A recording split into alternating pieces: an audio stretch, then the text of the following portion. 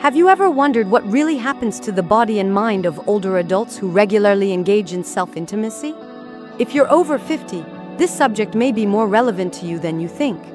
In many cultures, conversations about intimacy in older age are still considered taboo, often brushed aside, whispered about, or completely ignored. It's something hidden beneath layers of discomfort, shame, or silence. But today, we're going to talk about it openly and respectfully. From a scientific, medical, and psychological perspective, this is not only a valid topic, but an essential one. As a specialist in aging and wellness, I've come to understand just how important it is to explore how regular intimate habits affect the health and emotional well-being of older adults. It's time we dismantle the myths surrounding pleasure in the later stages of life and embrace the truth that self-care, in all its forms, doesn't expire with age.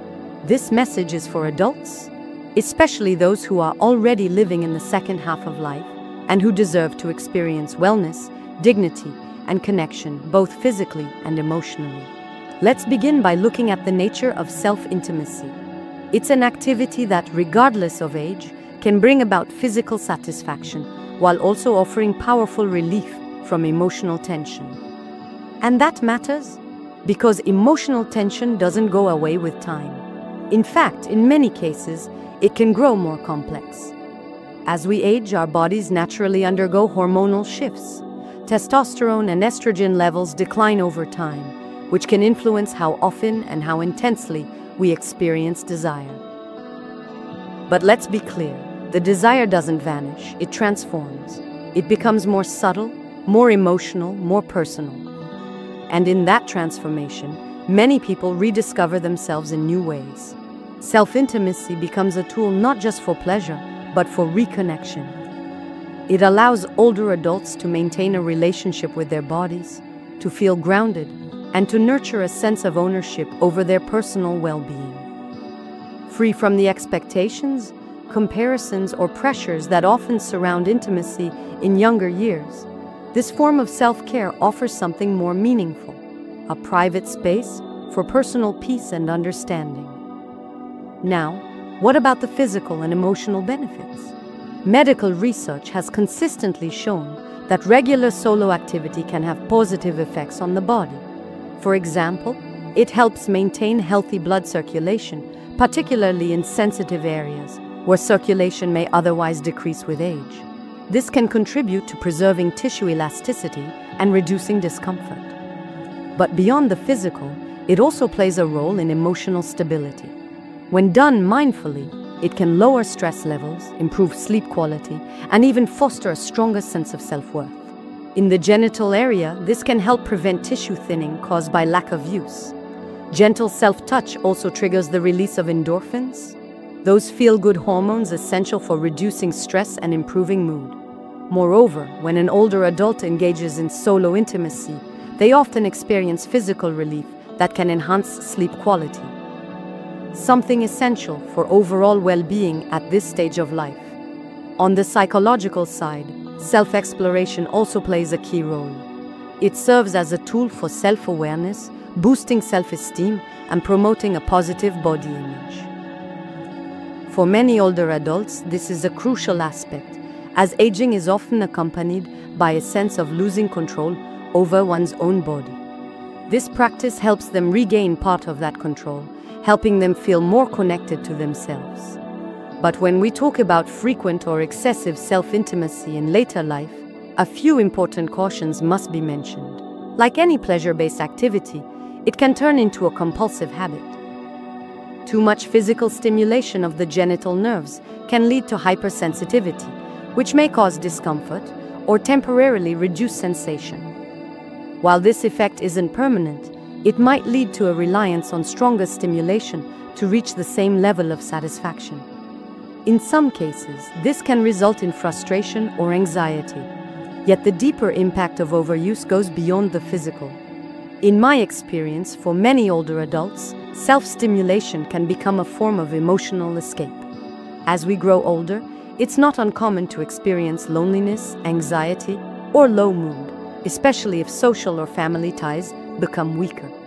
In such cases, This habit may offer temporary relief from these emotions, but if it becomes the only source of comfort, it can create a deeper cycle of isolation. Instead of seeking companionship, affection, or emotional support, the person may rely on solo routines, disconnecting more and more from the world around them. So what do healthcare professionals say?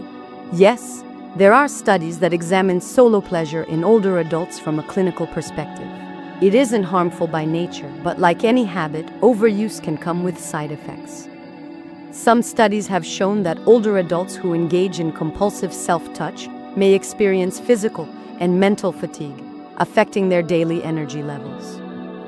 Too much of this practice can also reduce motivation for other key activities like exercise, which is crucial for maintaining mobility and cardiovascular health during aging. Another important point to consider is how solo pleasure can affect interpersonal relationships at this stage of life.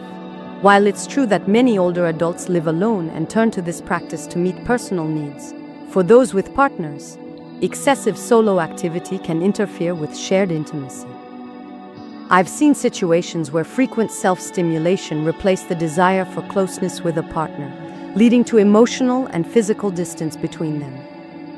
In such cases, it's vital to find a balance so that solo intimacy doesn't become a barrier to meaningful contact with another person. Emotionally and psychologically, doing this too often can lead to feelings of guilt or shame, especially in individuals who grew up in environments where sexuality was considered taboo or improper.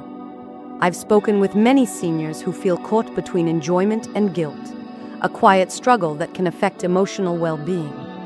In these situations, it's essential to recognize that intimacy, even later in life, is a natural and healthy part of living and should not be clouded by shame. In conclusion, if personal pleasure becomes a way of avoiding human connection, it may be time to seek other forms of emotional support, such as therapy or the company of loved ones. As for long-term physical risks, it's important to break some myths surrounding solo habits in old age. There's no medical evidence that suggests this activity causes permanent harm to intimate organs or speeds up aging. Nor is there any link between self-intimacy and diseases such as prostate conditions. There are no serious functional issues directly linked to moderate self-intimacy. However, as mentioned earlier, when taken to an extreme, it can lead to physical fatigue and, in some cases, a gradual decline in natural desire. Like any personal habit, too much of it may begin to affect energy levels, motivation, and even emotional well-being. That said, let's be clear. Intimacy in later life is a completely natural and valid experience. When practiced mindfully and in moderation, it can be incredibly beneficial, both physically and emotionally. It helps stimulate blood flow, promotes flexibility in sensitive tissues, and supports overall genital health. But more than that, it provides comfort. During periods of stress, anxiety, or emotional tension, this practice can be a private source of calm and release. Still, as with all things in life, balance is key. When a habit becomes a daily compulsion, something that interferes with work, sleep, relationships, or the desire to connect with others, it's time to pause and reflect. What's behind the habit? Is it boredom, loneliness, emotional pain? Understanding the root cause is essential. In some cases, finding healthier or more varied ways to meet those emotional or physical needs may help restore a better sense of control.